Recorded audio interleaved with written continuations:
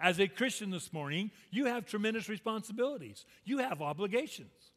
And you see, if you just go through this passage with me for a few minutes, let me help you out. In verse 19, you have an obligation to your worship life to be filled with the Holy Spirit. Notice verse 19 says that when you're filled with the Spirit, you're to speak to one another in psalms and hymns and spiritual songs, seeking and making melody in your heart to the Lord.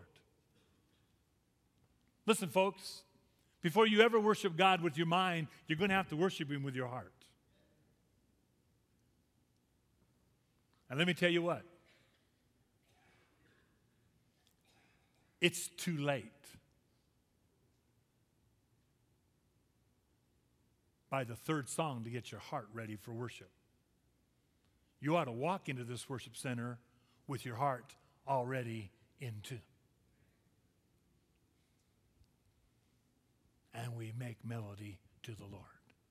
Really doesn't matter what song we sing as long as it's to the Lord. But you see, when we sing it to each other, that's really not in the Spirit, is it? Somebody came to me one time and said, Pastor, do you know somebody's raising their hands? Really? And I said to them, and how do you know? Well, I'm looking at them. But you're supposed to be looking to the Lord. Folks, really, let me help you out. It really doesn't matter if you stand or sit, as long as what you do to the Lord.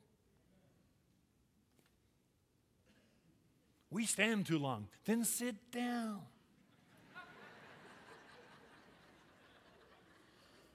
Well, I don't like sitting down, then stand up. We try to do what we do corporately, but folks, let me tell you what, we're not all wired the same. And if our heart's right with God, it really just doesn't matter, does it?